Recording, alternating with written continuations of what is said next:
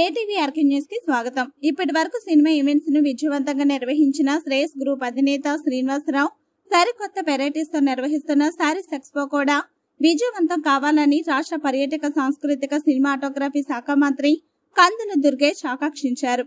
July 9వ తేదీ వరకు 12 రోజుల పాటు జాంపేట శ్రీ ఉమ రామలింగేశ్వర స్వామి కళ్యాణ మండపంలో నిర్వహించే సారీస్ ఎక్స్పోను నగర శాసనసభ్యులు ఆదిరెడ్డి శ్రీనివాస్, కోవూరు ఎమ్మెల్యే ముప్పిడి వెంకటేశ్వరరావులతో కలిసి శుక్రవారం ఉదయం ఆయన ప్రారంభించారు. శ్రేయస్ శ్రీనివాసరావు, స్వాతి తదితరులు వేద మంత్రాలు, మంగళ వాయిద్యాల నడుమ స్వాగతం పలికారు. ఈ సందర్భంగా మంత్రి దుర్గేష్ మాట్లాడుతూ సినిమా ఈవెంట్స్ విజయవంతంగా చేసిన శ్రేయస్ గ్రూప్ శ్రీనివాసరావు సారీస్ ఎక్స్పో నిర్వహణకు దిగడం, అలాగే సామాజిక బాధ్యతగా రైతులకు చేయూతనివ్వాలని నిర్ణయించడం అభినందనీయమన్నారు. సరికొత్త డిజైన్లతో కూడిన చీరలను తక్కువ ధరకే ఎక్స్పోలు అందించడం వలన సామాన్యులు కూడా వినియోగించుకుంటారని అన్నారు. ఎమ్మెల్యేలు ఆదిరెడ్డి శ్రీనివాస్, ముప్పిడి వెంకటేశ్వరరావులు మాట్లాడుతూ ఉత్పత్తి ధరలకే సారీస్ ఎక్స్పోలో చీరలు అందుబాటులోకి తేవడం అభినందనీయమని, ఎక్స్పో విజయవంతం కావాలని ఆకాంక్షించారు. అనంతరం స్టాల్ శ్రీ మంత్రి దుర్గేష్, ఎమ్మెల్యేలు ఆదిరెడ్డి, ముప్పిడి పరిశీలించారు. బిల్డర్ పూడి శ్రీనివాసరావు తదితరులు హాజరయ్యారు. శ్రీకాకుళపు సీతారామాంజనేయులు తొలి కొనుగోలు చేశారు. వర్ధమాన నటి హారిక వీచేసి స్టాల్స్ పరిశీలన నుంచి ప్రత్యేక ఆకర్షణగా నిలిచారు. శ్రేయస్ గ్రూప్ అధినేత శ్రీనివాసరావు మాట్లాడుతూ తొలిసారిగా రాజమండ్రిలో నిర్వహిస్తున్న సారీస్ ఎక్స్పోలో కాస్ట్ టు కాస్ట్ సేల్ కింద తక్కువ ధరలకే సారీస్ లభ్యమవుతాయన్నారు. బెనారస్, బెంగళూరు, కంచి, సూరత్, ఉప్పాడ, మంగళగిరి, నారాయణపేట సారీస్ సరికొత్త వెరైటీలతో లభిస్తాయని తెలిపారు. ఎక్స్పో సందర్భంగా జూలై 6వ తేదీన కిడ్స్ ఫ్యాషన్ షో, 7వ తేదీన kids dance and songs competitions, 9వ తేదీన లక్కీ డ్రా నిర్వహిస్తున్నట్లు వివరించారు.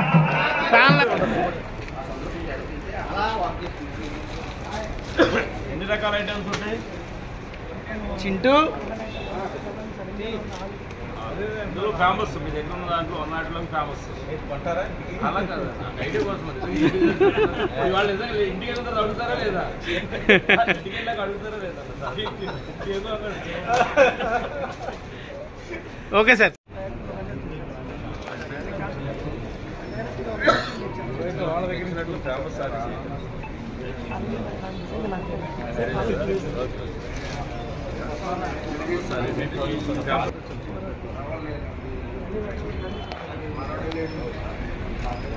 అయిపోయిందన్నా.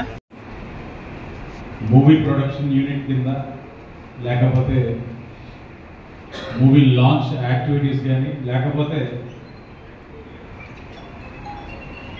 మా మహానాడు కూడా మాకు తెలిసే విధంగా రాజమండ్రి సిటీలో అవ్వడం చాలా ఆనందంగా ఉంది. తప్పకుండా శ్రేయస్ గ్రూప్ మంచి యాక్టివిటీస్ చేయాలని ఇప్పుడే చెప్తా ఉన్నారు.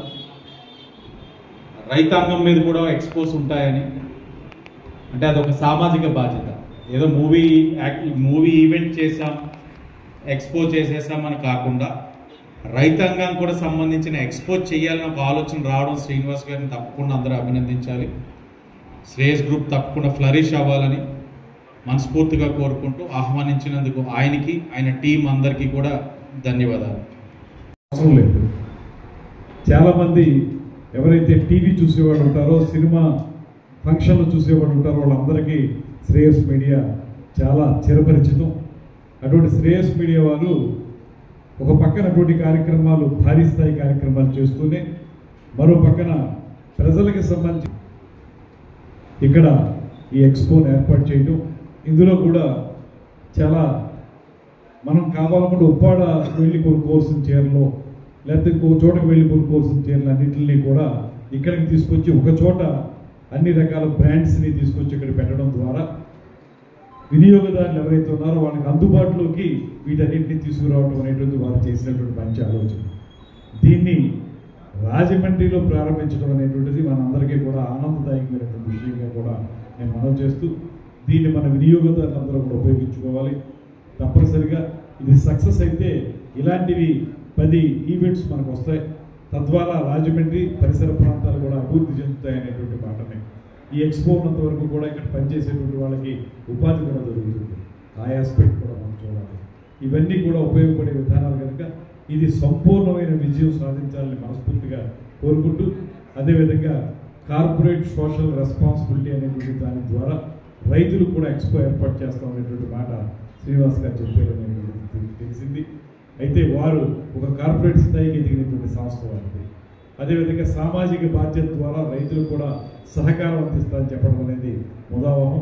తప్పనిసరిగా వారు చేపట్టే ప్రతి కార్యక్రమం కూడా విజయవంతం కావాలని, తద్వారా సంస్థ ఉన్నతి మాత్రమే కాకుండా పేద ప్రజలకు కూడా ఉపయోగపడాలని మనస్ఫూర్తిగా కోరుకుంటూ వారికి మరొకసారి శుభాకాంక్షలు, అభినందనలు, బెస్ట్ ఆఫ్ లక్ చెప్తూ సక్సెస్ఫుల్గా ముందుకు వెళ్లాల్సిందిగా కోరుకుంటున్నాను.